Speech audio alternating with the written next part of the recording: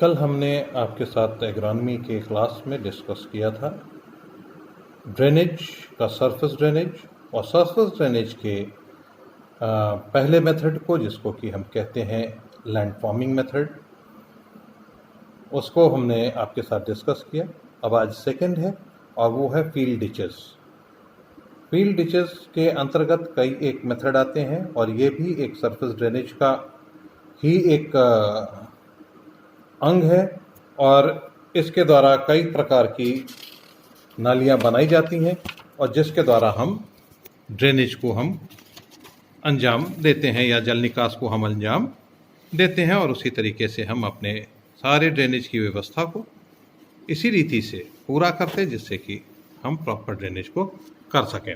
इसमें दो तरीके की होती हैं, एक आपकी टेम्परेरी ड्रेन्स होती हैं और एक आपकी परमानेंट ड्रेन्स होती हैं। इसमें अब टेम्परेरी ड्रेन्स में और एक होती है आपको टेम्परेरी ड्रेन्स, एक होती परमानेंट और एक होती कट आउट ड्रेन्स। तो हम एक एक करके हम इसको शुरू करते हैं और एक आपके साथ हम डिस्कस करते चले जाएंगे। नंबर एक, आपकी टेम्परेरी ड्रेन्स और अस्थायी नालियां। इस विधि के अंतर्गत खेतों में थोड़ी थोड़ी दूर पर 8 से 10 सेंटीमीटर गहरी नालियां बना देते हैं और ये नालियां आवश्यकता अनुसार नष्ट की जा सकती हैं। अस्थायी जल निकास की नालियां व्यक्तिगत खेतों में ही बनाई जाती हैं, यानी कि 8 से 10 सेंटीमीटर गहरी नालियां पूरे खेतों में बना दी गई और आवश्यकता अनुसार उन्हें नष्ट किया गया और हम इसको अपने पर्सनल फील्ड के अंदर इस मेथड को यूज करके हम ड्रेनेज की अपने खेत के अंदर ड्रेनेज की व्यवस्था को करते हैं। दूसरी है कट आउट ड्रेन्स। जिन क्षेत्रों में नहरें जो हैं खेतों की धरातल के ऊपर हैं, यानी कि नहरें खेत की धरातल से ऊंची हैं और वहां पर सीपेज के द्वारा, जिसको कि हम निस्पंदन या अपसरण कहते हैं, उसके द्वारा जो नहर का जल है वो निकल करके नहर के किनारे वाले खेतों में एकत्रित होता है और इस प्रकार की समस्या से बचने के लिए नहर और खेत के बीच में 30 सेंटीमीटर की से 90 सेंटीमीटर 30 सेंटीमीटर से लेकर 90 सेंटीमीटर की गहरी और 90 सेंटीमीटर से 150 सेंटीमीटर चौड़ी नालियां खोद देते हैं, जिनमें नहर रिस कर आया हुआ पानी एकत्रित हो जाता है और इन नालियों का संबंध मुक्त निकास नाली से कर दिया जाता है।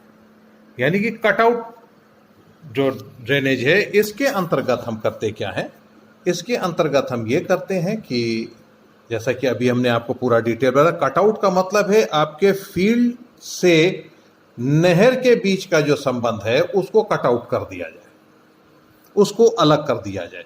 और उसको अलग करने की आपको हमने विधि बताई कि 30 से 90 सेंटीमीटर गहरी और 90 से 150 सेंटीमीटर चौड़ी नालियां बनाती हैं खेत और नहर के बीच में। और ऐसी कब कंडीशन होती है, जब नहर की सतह lower level of canal is higher than your field level. At that time, we have to make ditches of 30 to 90 centimeter deep and 90 to 100 centimeter wide to cut off your field from the canal. And whatever water will come through the seepage will collect in these ditches and your field will become safe. In ditches के अंदर जो नहर के seepage के द्वारा नित्य स्पंदन या फिर आपका अपसरण के द्वारा जो पानी बाहर निकलता है, वो इन नालियों में जो हमने बीच में खोद रखी है 30 से 90 सेंटीमीटर गहरी और आपकी 90 से 150 सेंटीमीटर चौड़ी नालियों में पानी एकत्रित हो जाता है और उसको हम मेन ड्रेन से जोड़ करके अपने खेत के पास से दूर कर देते हैं। ये मेथड हुआ कटआउट। और तीसरा है आपका परमानेंट ड्रेन्स के अंतर्गत जिन क्षेत्रों में जल निकास की विकट समस्या होती है, वहां पर निचले स्थान पर स्थायी मुख्य एवं सहायक नालियां बनाई जाती हैं। स्थायी नालियां अपेक्षाकृत अधिक जल निकास क्षेत्र तथा क्षमता के लिए बनाई जाती हैं। सहायक नालियां मुख्य नालियों में पानी एकत्रित करती हैं एवं मुख्य नालियां इस पानी को नालों और नदियों में छोड़ देती हैं। यानी कि सीधी सी बात यह है कि जहां पर बहुत विकराल समस्या है ड्रेनेज की, ऐसे उस पर हम निचले स्थानों में मतलब कि लोअर लैंड पे अकॉर्डिंग टू स्लोप निचले स्थानों में स्थायी और मुख्य और सहायक, स्थायी मुख्य एवं सहायक नालियां बनाई जाती हैं। उसमें हम मुख्य नाली एक बनाएंगे जिसमें कि सहायक नालियां आकर के जुड़ेंगी और स्थायी नालियां अपेक्षाकृत अधिक जल निकास क्षेत्र तथा क्षमता के लिए बनाई जाती है। ज्यादा हमको जब जल निकास करना होता है और ज्यादा क्षेत्र में से हमको निकालना होता है तब हम परमानेंट ड्रेन्स को हम बनाते हैं और इनको हम मेन ड्रेन से जोड़ देते हैं और मेन ड्रेन जो है वो नदी या नालों में जाकर के अटैच होती है और वहां से पानी बाहर हो जाता है। अब इसमें कई तरीके की नालियां होती हैं। परमानेंट ड्रेन्स में 3 तरीके की होती हैं, एक रैंडम ड्रेन, दूसरा बेडिंग ड्रेन और एक होता है पैरेलल ड्रेन्स, जिसको हम पहले भी हम आपको कल के टाइप ऑफ मेथड्स में हमने आपको बताया था। हम आज उसका एक्सप्लेनेशन आपके साथ कर रहे हैं। तो अब दूसरा आया, अब उसी में से पहला है रैंडम ड्रेन्स। इस प्रकार की नालियां या खाइयां भूमि पृष्ठ पर बिखरे बेतरतीब गर्तों, गड्ढों आदि से, जिनकी गहराइयां 1 मीटर से कम होती हैं, जल निकास करने के लिए सर्वाधिक उपयुक्त मानी गई है। इन नालियों को कोई निश्चित आकार या व्यवस्था क्रम नहीं होता। इस प्रकार की जल निकास प्रणाली में निर्गम मार्ग कोई प्राकृतिक नाला या कोई जल मार्ग हो सकता है।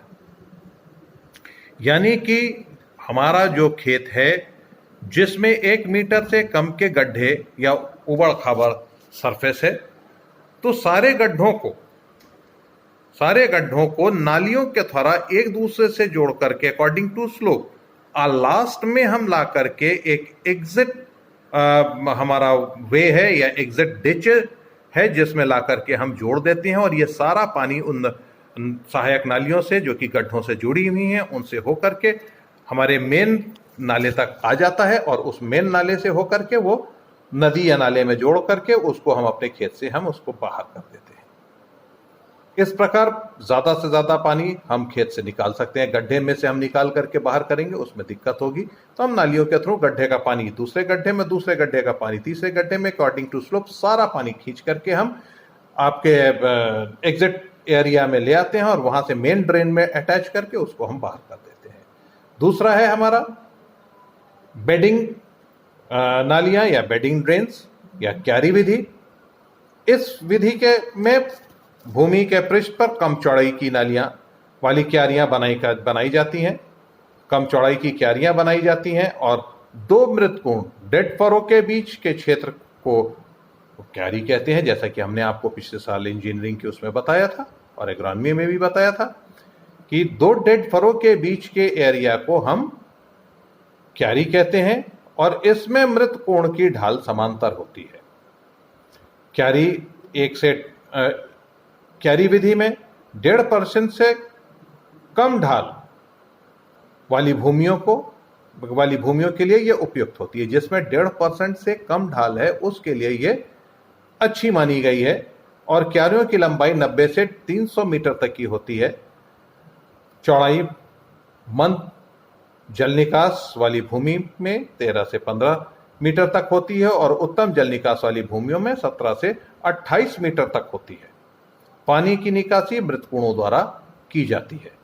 यानी कि मृत कोण जो कॉर्नर में बनते हैं, अभी मैं आप लोग को इसका डायग्राम भी आपको दे दूंगा, आप उसको देखिएगा। तो मृत कोण का जहां होता है वहां ऑलरेडी वो एक नाली का सा स्ट्रक्चर क्रिएट कर देता है और ये सारा पानी जो कुछ भी है जो कि हम 90 से 300 सेंटीमीटर लंबी हम क्यारियां बनाते हैं, उसमें से किनारे किनारे जो है 90 से 300 सेंटीमीटर लंबी डेड फरो बनती हैं जो कि नालियों का काम देती हैं, और ये सारा पानी इन नालियों से होते हुए बाहर हो जाता है। और जैसा कि अभी हमने कहा कि ये 1.5% वाले ढाल वाली भूमियों पर होती हैं, और जल निकास अगर उत्तम है तो 17 से 28 मीटर, और अगर खराब है या मंद है तो 13 से 15 मीटर की निकास नाली बनाई जाती है।